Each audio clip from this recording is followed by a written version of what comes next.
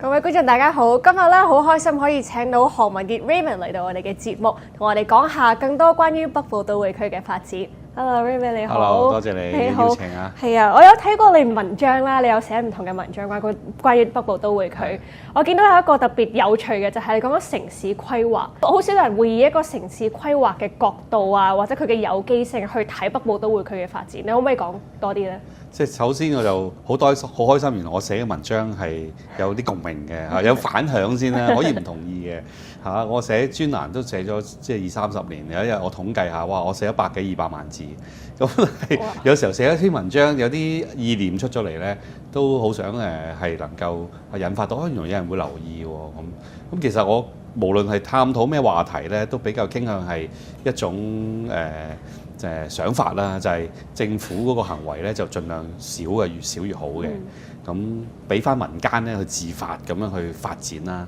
咁如果你講城市規劃或者城市嘅發展嚟講咧，其實都係一個好似一個生命體咁咋，好似一個生物咁，其實都係要有機地逐步去做啦嚇，即係你要 keep fit 又好，要操肌肉又好，你唔能夠一刻間聽日哇我就要達成果啊嘛，你要配合好多因素啊。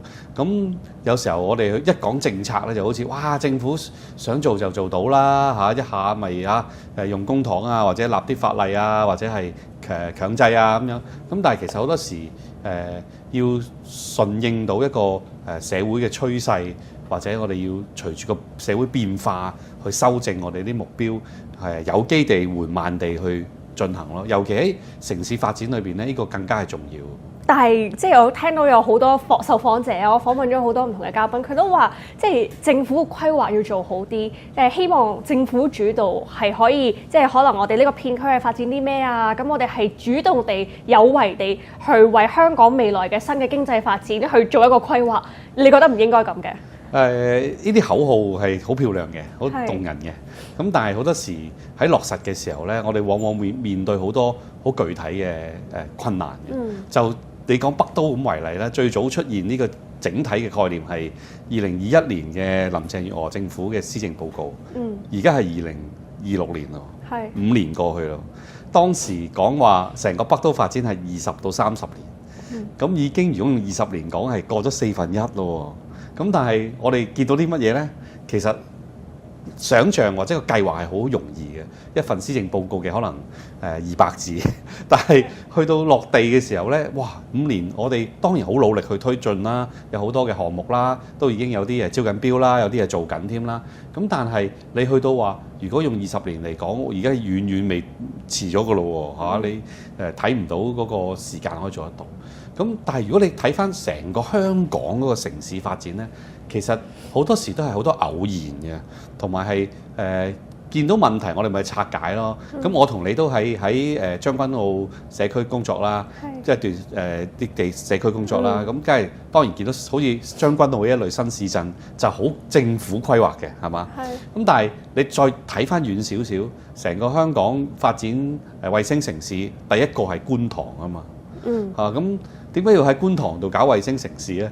咁當時就係輕工業興起啊，觀塘就係有好多工廠大廈、漂染廠啊、製衣廠啊，咁啲要工人啊嘛，要工人，啲工人要住，要慳交通時間，咁咪喺側邊有啲木屋區自發咁樣生咗啲雞寮啊咁樣嗰度，咁後來咪又有徙置區咯，因為啲木屋區有啲火災啊諸如此類，咁政府咪整啲徙置區喺佐敦谷、喺牛頭角7層大廈，咁啲人翻工放工咧就行過去觀塘嗰度翻工啦，帶飯啊咁其實成個嗰個發展就係咁嚟嘅喎，新市鎮嚇。咁到後來你其實去第二個就荃灣啦，荃灣其實都係好多紗廠啊，而家南豐紗廠做咗文青據點啦。其實當年就係荃灣新市鎮亦都係提供廉價嘅勞動力，讓呢啲輕工業係繼續喺香港可以發展上嚟，所以一步一步去睇翻，其實個發展過程係一個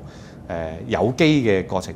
政府唔係冇角色嘅喎，嗰啲7層大廈都要佢起㗎，佢都要睇到話有輕工業，跟住要廉價勞動力呢一啲咁嘅配套嘅。咁但係你話係咪好宏觀咁講？哇！我哋香港要做全球玩具生產嘅出口大城市，咁冇啲咁嘅想法嘅。其實當時嗰啲政府都冇諗話你做製衣定係做黃鴨仔定係做嘅膠波咁，佢都冇膠花咁樣係嘛？佢都冇理你嘅。咁就係嗰個社會嘅每一個環節，自己會按住嗰個發展咧，會走位嘅。好似我哋啲細胞係嘛，我哋選咗咁，我哋啲細胞會重組嘅係嘛，我哋會會打有病毒走入嚟，我哋會打佢嘅。咁呢種係一種就係我講嘅有機咯。但係香港，你話緊香港城市規劃其實係好多偶然性，我哋係好長時間發展。咁就係正即係社會上都有好多聲音，就係話以前就係因為政府冇做主導，咁所以咧其實可能話產業結構上面係會失衡嘅，或者係我哋居住環境裏面係某啲地方特別即係多人嘅，又或者係即係所以喺未來裏面，我哋就需要更多嘅規劃咯。咁其實都係有啲咁嘅聲音嘅喎。即係如果我哋要好快速短時間裏面去爭取到呢個機遇去發展，政府係要做主導咯。政府我唔係話政府冇角色，因為我都係話佢係可以有一個角色，可以喺個有機嘅過程都要有一個大腦嘅，個大腦都有啲指揮嘅。咁但係咪個主導嘅程度啦，佢嗰個修正嘅能力啦，佢使用公共資源嘅總量啦，呢啲全部都係應該要好審慎去考慮咯。因為世界各地太多失敗嘅例子啦，即係你近啲嘅，譬如中國內蒙古都有啲社區真係鬼城啊，所謂係嘛？即係好希望借助啲煤炭工業帶動啲新市鎮，最尾即係冇乜人願意去嗰度住係嘛？咁你講話日本咁有個夕張啊，夕張好出名你可能去日本旅行會食個蜜瓜啊嘛，好出名係嘛？即係佢都係因為曾經試過煤炭即係工業旁落，佢就政府行為啦，想搞旅遊。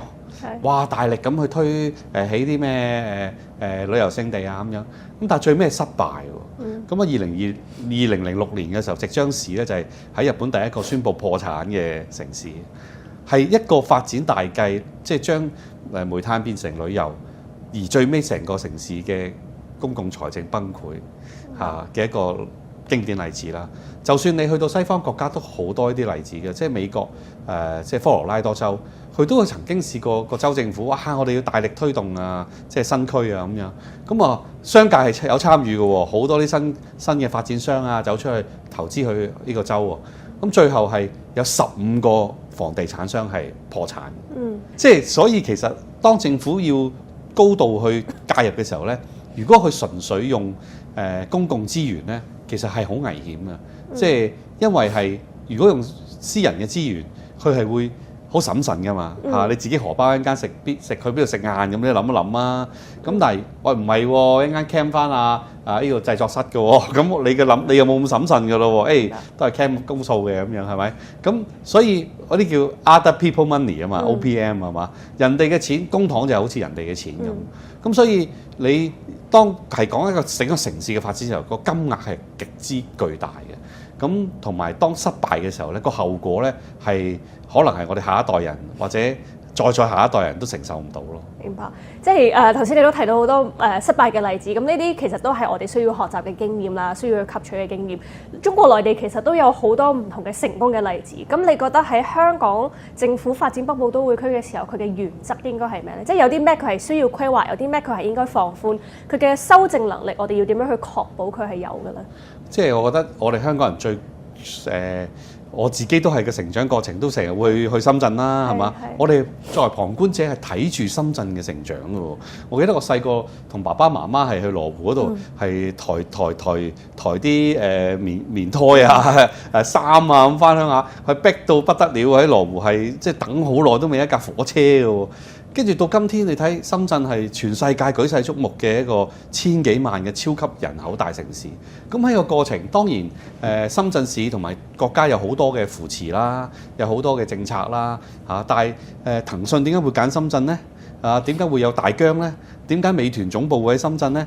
其實都唔係真係完全一個政府指導嘅行為嘅結果嚟嘅喎，係有好多嘅因素，包括人口政策啦，去拎個背囊，全國嘅精英年青人都要去深圳度揾工嘅喎，佢嘅資金當然有政策嘅配合啦，等到佢哋可以比較相對地比其他城市係有更加多金融嘅活動啦，咁亦都有好多土地嘅政策啦嚇，咁但係你話係咪一個叫做你睇翻30年前鄧小平去深圳都係叫改革開放係嘛？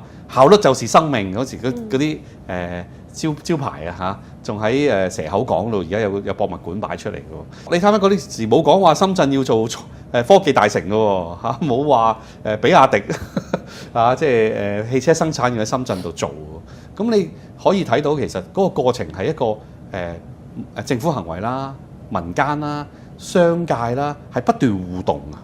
係多元互動，喺個過程裏面不斷修正、不斷互動、不斷走位嚇。富士康點解會喺深圳啫？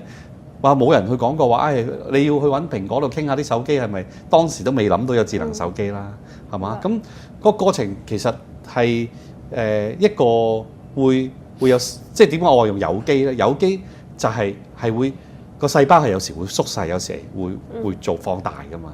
細胞有啲會係癌細胞，有啲係好嘅細胞，所以係一個管治一種藝術就係咁解啦。但係如果純粹太過係長官意志嘅，喂，我一定要做5年後我哋要做到啲乜乜乜出嚟，10年後做到乜乜乜出嚟，不計成果嘅不喺過程中明明見到好似窒住嘅咯喎，你都唔停嘅，咁繼續去嘅，咁其實係會帶住成架火車衝咗落山嘅喎。我哋咁樣講其實好容易啦，咁但係即係真係到落實嘅時候好難噶嘛，即係你有好多唔同嘅因素，即係可能你頭先講緊深圳決定深圳成唔成功嘅因素或者佢嘅變化其實係即係可能幾萬個唔同嘅因素，咁但係即係我哋掌握唔到噶嘛，即係我哋咁樣講就話大方向係應該咁樣，即係政府係唔應該咁樣做嘅，或者係政府應該咁做嘅，咁但係即係落實嘅時候其實係好困難嘅。你覺得如果係好實際咁講，政府應該做啲咩？而家應該做啲咩咧？或者佢 step by step 短中期佢應該做啲咩咧？其實第一樣係應該善用現有嘅優勢咯。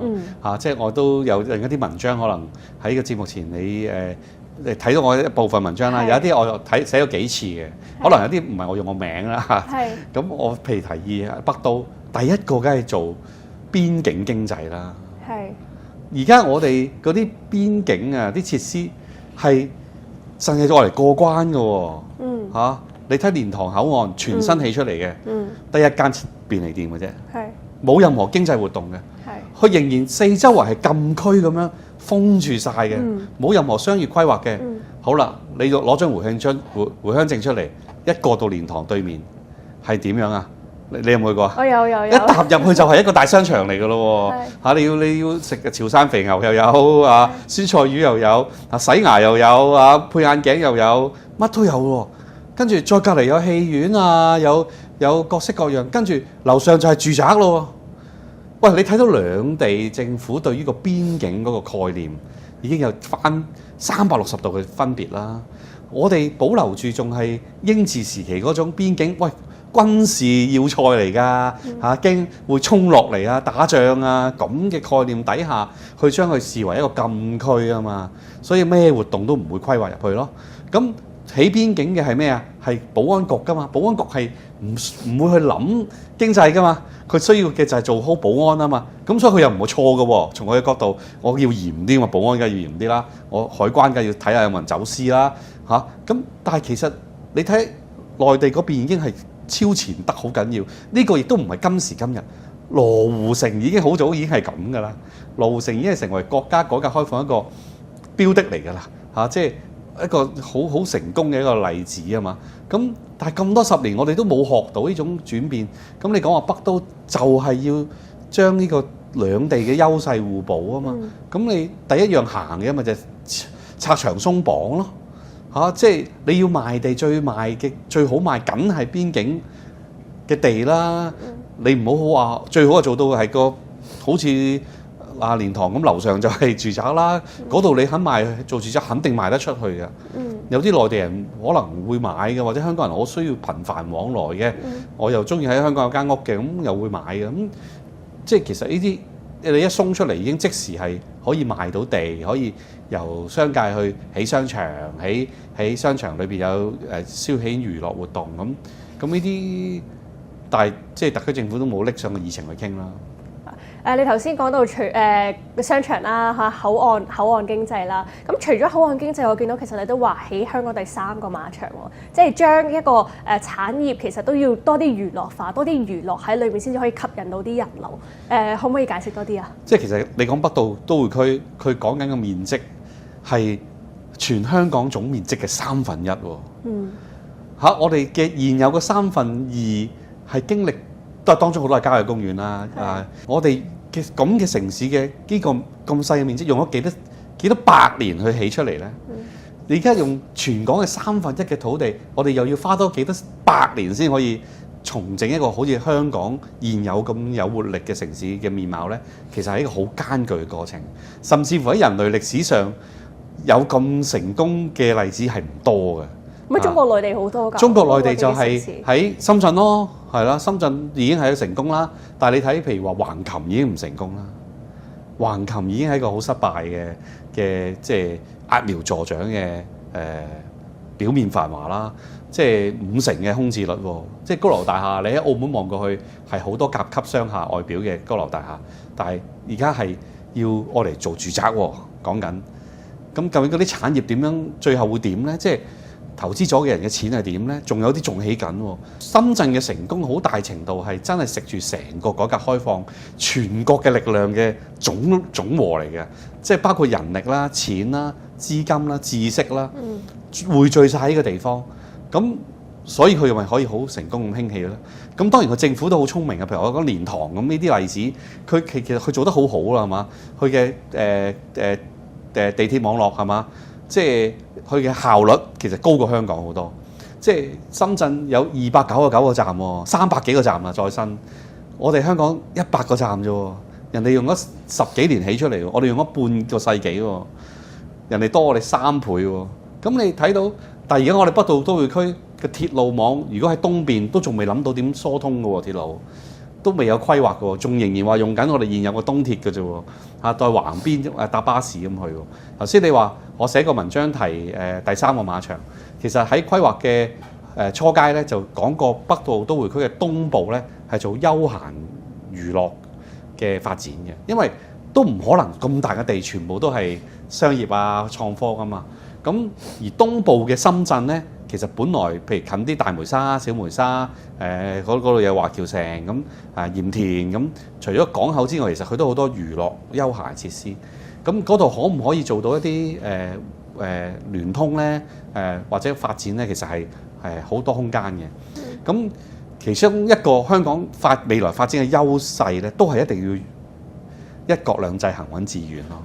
點樣善用兩制底下香港嘅特色咯？譬如博彩、賽馬活動，賽馬係講緊1846年就有嘅咯，就快200年嘅咯，係一個好長嘅時間建立出嚟嘅一個即係而家係全球頂級嘅一個咁嘅你講係博彩啦、娛樂啦、慈善啦嘅一個咁嘅組織體嚟嘅。咁而馬場一直都係扮演緊我哋香港個城市發展嘅一個即係火車頭喎。講最早即係100幾年前跑馬地點解會起第一個馬場啫？當時係一個沼澤嚟嘅，嗰啲人住喺都係中環嗰頭噶嘛。咁跑馬地佢係一個沼澤，咁後來即係英軍又要軍營，咁起個軍營，咁又發生個瘟疫，咁走晒啦。啲英軍話唔住嗰度啦，咁留咗喺度。咁有啲人又諗起話，都未有馬會喎嗰時嚇，不如起個馬場啦咁樣嚇。咁就後來先有馬會嘅出現啦。咁係個城市發展嘅一個好大嘅步伐啦。咁提供咗娛樂啦，亦都吸引咗啲原本喺英國好中意賽馬活動嘅洋人咧，就中意定居香港啦。有個高即係唔同階層嘅社交活動嘅場地啦。咁一直到後來新市鎮發展喺沙田馬場，其實都扮演咗成個新界東區嘅一個發展嘅一個動能嘅喎。馬場而家即係沙田馬場坐落喺火炭同沙田之間啊。咁今時今日即係馬會交嘅博彩稅係多過賣地收入喎。即係成日話香港係靠賣地啊、地產啊，錯啦嚇！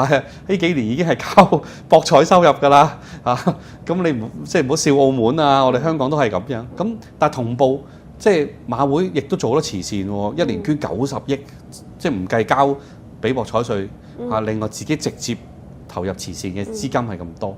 咁所以個城市發展當時馬會喺沙田係唔止係擴大咗佢嗰個博彩嘅收益嘅規模啦，其實佢令到沙田以至大埔啊，成個新界東咧係提供咗好多就業機會啊嘛嚇！你要養馬啦，你要有娛樂設施啦，你相關嘅配套交通啦，即係其實都冇乜人特別去統計嘅，即係個經濟效益，賽馬經濟其實唔係淨係馬會自己內部請嗰啲人噶嘛，唔係話投注啲。我讀大學都有去過沙田。即係返工做嗰啲投注英文熱線啊嚇，即係人工都多少少嘅，咁就喺度聽咁，都好有趣嘅經驗嚟㗎嚇。咁即係開頭乜都唔識㗎嘛，咁驚落錯啊咁樣。咁其實係好製造咗好多嘅城市發展嘅一個可能性咯。咁你即係而家講北都，其實我哋都可以做第三個。可能更加接近邊境嘅馬場，同步令到周邊可能可以起一啲即係島嶼經濟啦、遊艇經濟啦，因為嗰邊係其實對面就係大梅沙、小梅沙啦嘛。咁你係咪可以做到啲度假村啊、休閒嘅設施啊？即係你有個帶動能量咯，令到成個北都嘅東部，其實喺東部冇乜發展嘅大綱略嘅，咁你可以有一個咁嘅聯動嘅效果。咁帶動，咁周邊要有工作㗎，你要有住宅嘅話，咁有個馬場咪會有餐飲啊，有交通啊，有各式各樣嘅經濟活動會出現咯，即係好似複製一個沙田咁樣咯。咁你就有一個即係火車頭嘅效應咯。明白。咁除咗呢幾，即係你頭先講緊馬場起多個馬場，咁有冇其他娛樂化嘅一啲嘢，你會 suggest 落去咧？定係都差唔多㗎啦？有個馬場都已經夠㗎啦。其實香港有好多嘅資源咧，頭先話喺政治上一國兩制嘅資源啦。如果再老土啲嘅就係我哋嘅天然資源都係好未被使用㗎嘛，好長時間我哋都成日都係嗰種反發展嘅思維係主導咗香港一啲公共事務嘅討論係嘛？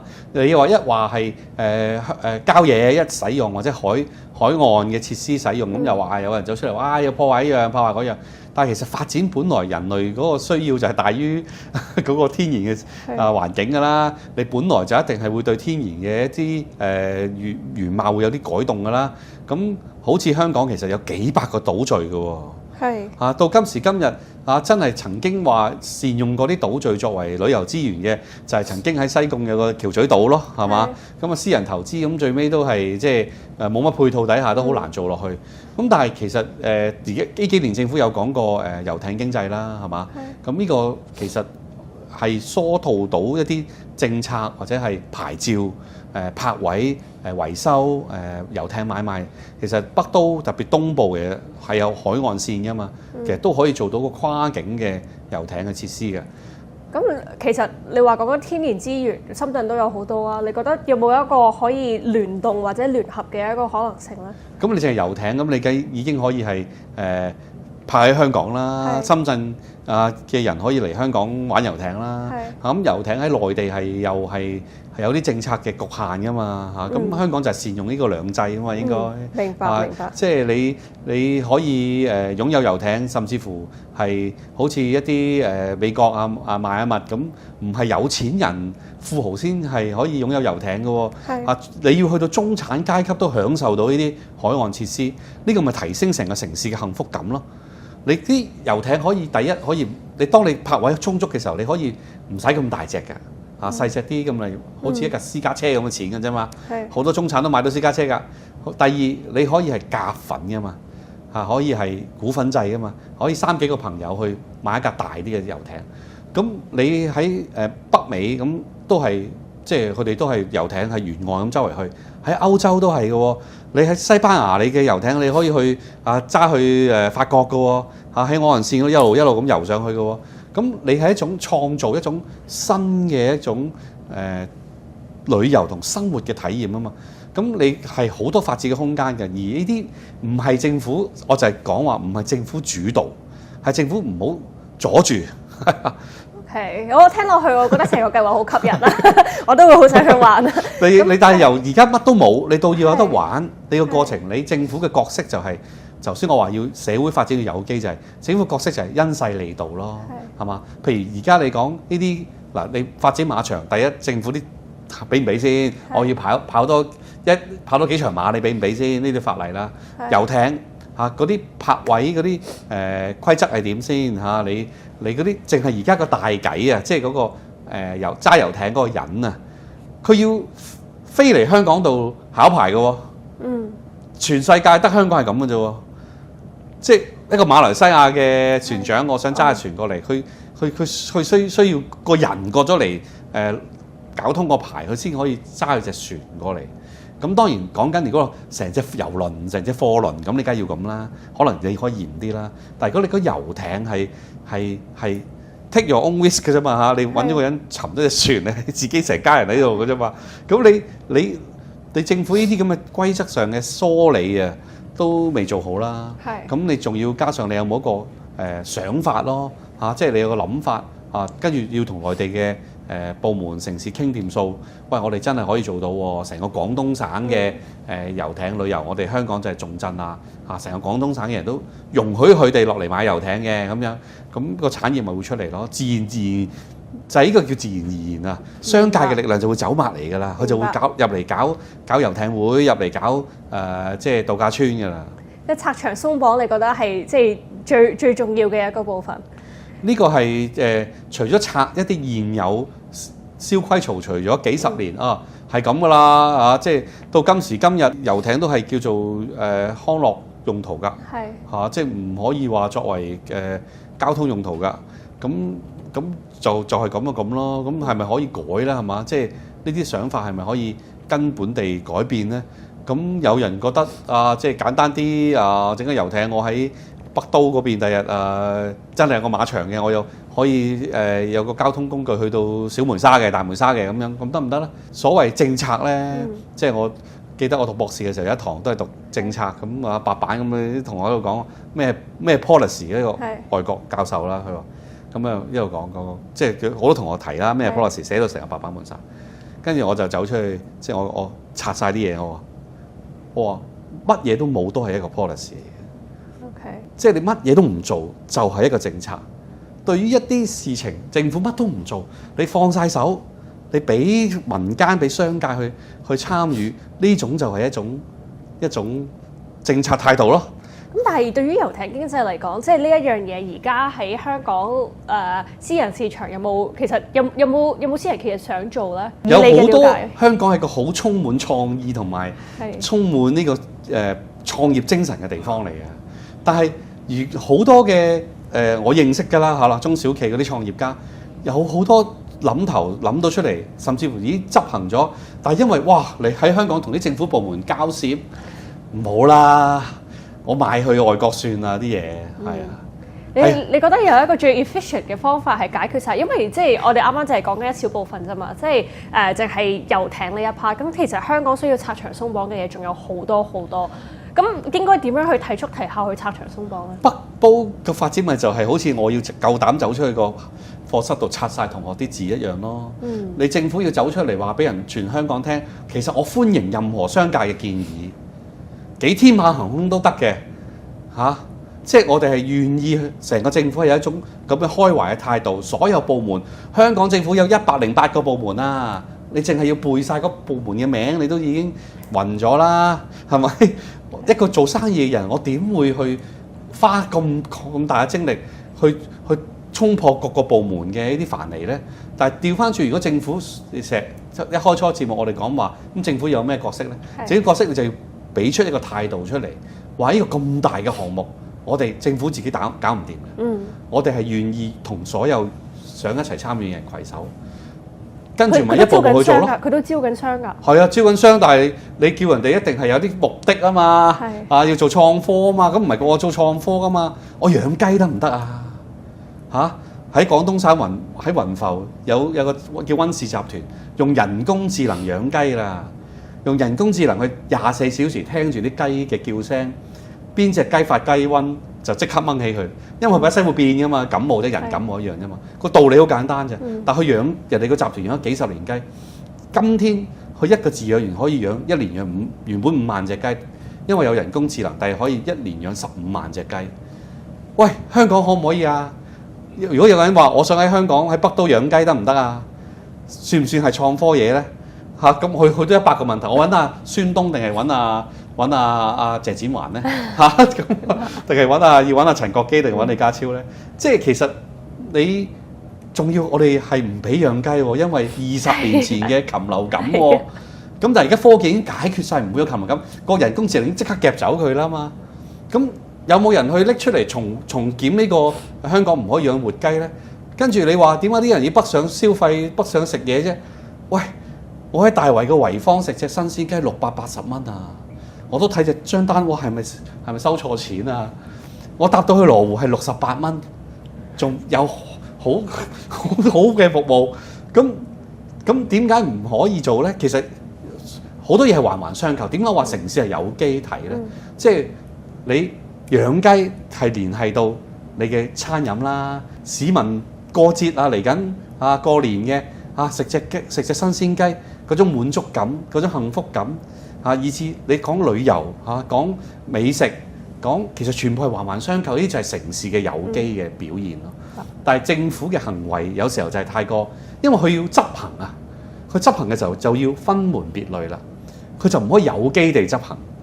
咁變咗出嚟個落差咧，就係你要不斷有好強大嘅意志去修正呢啲政府嘅行為，先至令到嗰啲有機嘅城市生長可以出現到咯，唔會阻住佢咯。最後一條問題啦，就係你希望想像中嘅10年後嘅北部都會區，同埋你認為會係10年後嘅北部都會區分別係啲咩咧？喂，我哋如果今日嘅節目能夠有共鳴共享嘅10年後，我希望可以邀請你去北都嘅馬場嗰度觀賽，再喺個餐桌上邊咧就食呢個香港養嘅新鮮雞嘅白切雞就咁簡單嘅一餐飯啦10年之約睇下我哋會唔會見到咯。